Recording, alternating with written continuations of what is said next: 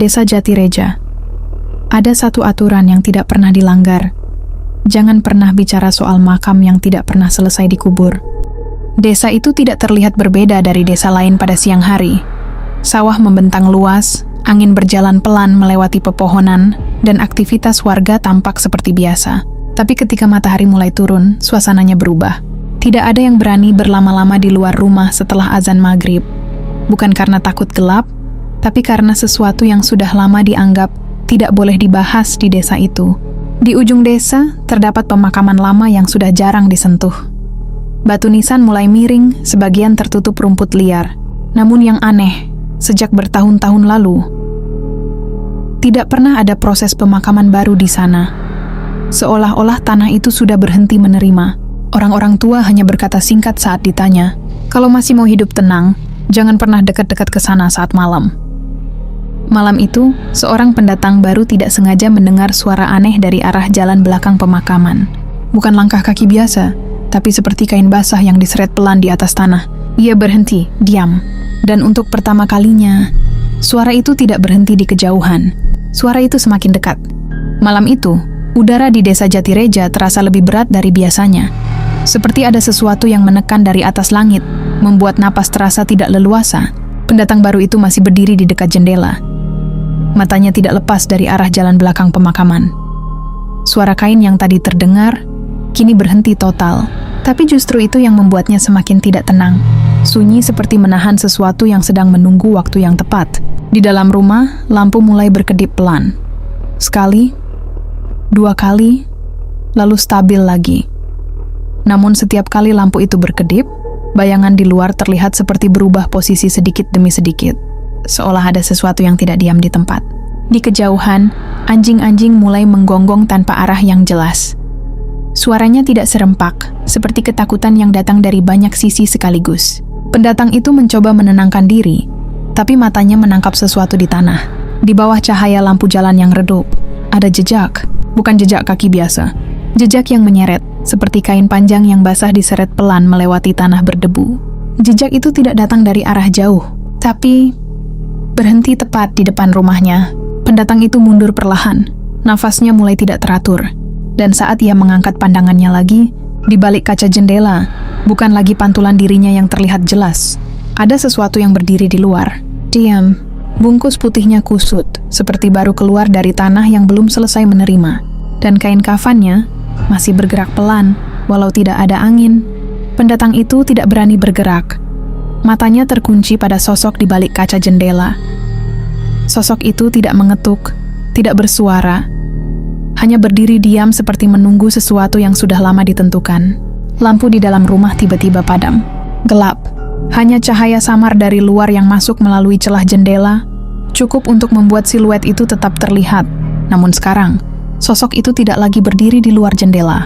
Ia sudah tidak di tempat semula. Pendatang itu menahan napas. Matanya bergerak perlahan ke samping, ke sudut ruangan. Dan di sana, di dalam rumahnya sendiri, sesuatu berdiri membelakangi dia. Bungkus kafan itu lebih jelas terlihat dari dekat. Kainnya tidak rapat, ada bagian yang menganga seperti belum selesai diikat dengan benar. Dari celah itu, tidak terlihat wajah, hanya kegelapan yang terlalu dalam untuk disebut kosong. Suara pelan kembali terdengar, bukan lagi dari luar, tapi dari dalam ruangan yang sama, seperti kain basah yang perlahan digeser di lantai kayu. Pendatang itu mundur selangkah, lalu selangkah lagi. Namun setiap langkahnya selalu terasa seperti mendekat ke sesuatu, bukan menjauh.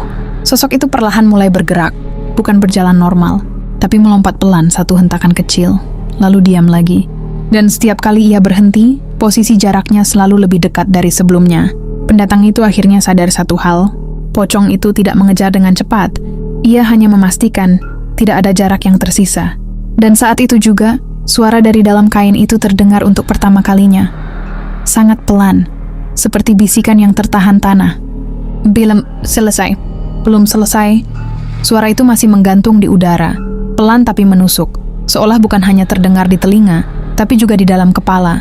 Pendatang itu terpaku. Tubuhnya tidak lagi patuh sepenuhnya pada perintah pikirannya sendiri.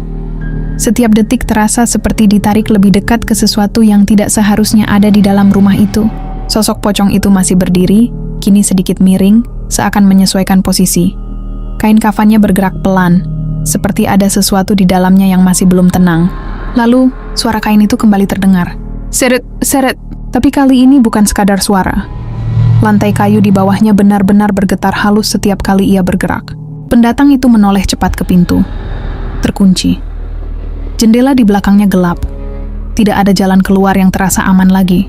Dan saat ia kembali menoleh, pocong itu sudah lebih dekat. Hanya beberapa langkah lagi. Wajahnya masih tidak terlihat, tapi dari celah kain kafan yang sedikit terbuka, ada sesuatu yang membuat udara di ruangan itu semakin dingin. Bukan bentuk, tapi rasa.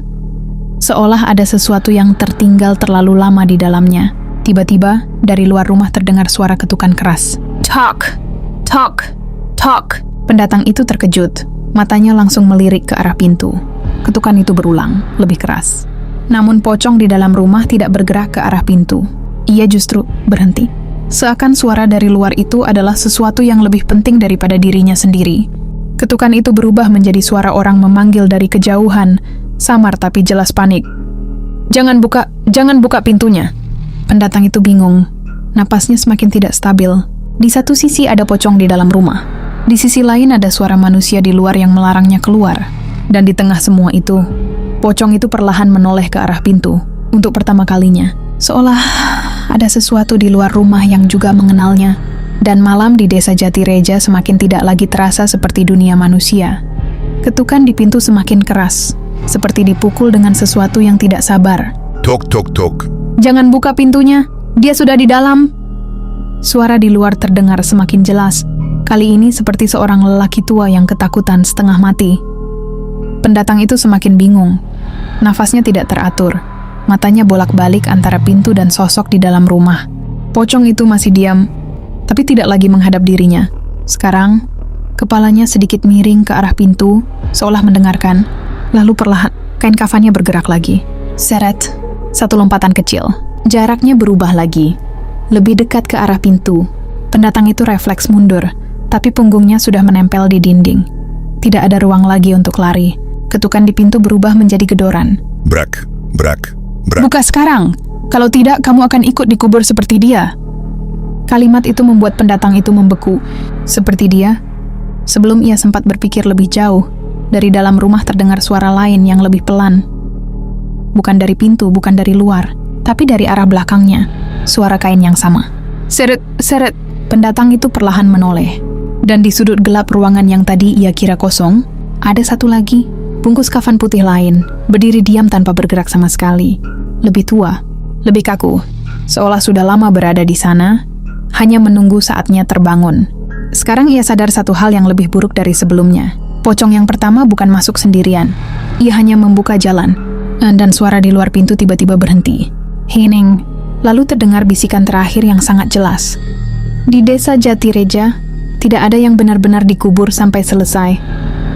Hening setelah bisikan itu justru terasa lebih menakutkan daripada semua suara sebelumnya. Pendatang itu tidak lagi berani bergerak. Matanya kini tidak tahu harus fokus kemana.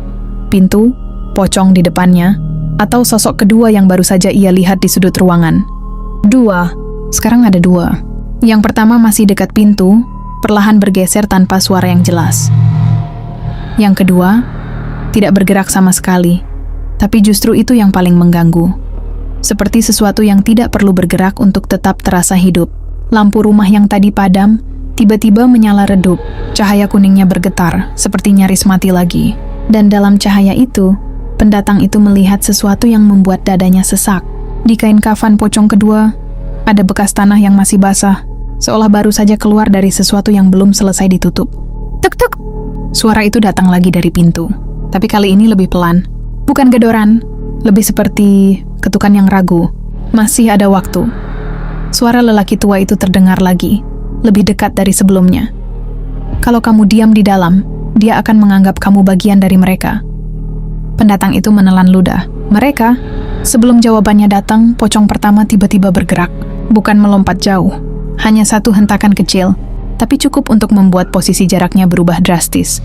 Hampir tepat di tengah ruangan sekarang. Dan saat itu juga, pocong kedua mulai bergerak. Pelan, sangat pelan. Seperti baru pertama kali belajar berpindah, pendatang itu akhirnya sadar sesuatu yang lebih buruk dari sekadar diteror. Ini bukan pengejaran. Ini seperti proses, sesuatu yang sedang menyusun ulang posisi semua yang ada di dalam rumah itu. Dan di luar, suara lelaki tua itu berbisik untuk terakhir kalinya. Kalau sudah sampai 2, itu berarti yang lama sudah bangun lagi. Kalimat terakhir itu menggantung di udara. Kalau sudah sampai 2, itu berarti yang lama sudah bangun lagi. Pendatang itu tidak sempat memahami maksudnya sepenuhnya, karena di saat itu juga seluruh rumah tiba-tiba bergetar pelan. Bukan gempa, tapi seperti ada sesuatu di bawah rumah yang bergerak pelan, menekan dari bawah lantai kayu, mencari jalan naik. Pocong pertama berhenti, pocong kedua juga berhenti. Keduanya seperti mendengar sesuatu yang lebih tua dari mereka. Lampu redup berkedip cepat. Sekali, 2 kali, lalu mati total. Gelap. Dan dalam gelap itu, suara kain tidak lagi datang dari 2 arah, tapi dari segala arah. Seret, seret, seret. Pendatang itu tidak lagi tahu mana depan, mana belakang. Yang ia rasakan hanya udara yang semakin dingin, seperti ruangan itu sedang penuh oleh sesuatu yang tidak terlihat jelas jumlahnya. Lalu suara itu muncul lagi, bukan bisikan, tapi suara yang lebih dalam, seperti berasal dari tanah yang sudah lama tidak disentuh. Yang dikubur tidak pernah selesai. Tiba-tiba lantai di tengah rumah retak pelan. Krak. Pendatang itu terpaku. Dari celah retakan itu terlihat sesuatu putih, naik perlahan dari bawah tanah. Bukan 1, bukan 2. Lebih banyak dari yang bisa dihitung dalam satu pandangan. Pocong-pocong lain, yang selama ini tidak pernah benar-benar selesai dikubur. Rumah itu mulai penuh. Tidak ada lagi ruang kosong. Pendatang itu hanya bisa mundur sampai punggungnya menyentuh dinding dingin. Dan saat salah satu pocong paling depan perlahan menghadap ke arahnya, kain kafan itu sedikit terbuka. Bukan wajah yang terlihat, tapi tanah. Tanah kuburan yang masih basah, seolah baru saja ditutup kembali beberapa menit lalu. Dan suara terakhir terdengar sangat dekat, tepat di belakang telinganya. Sekarang giliranmu yang belum selesai.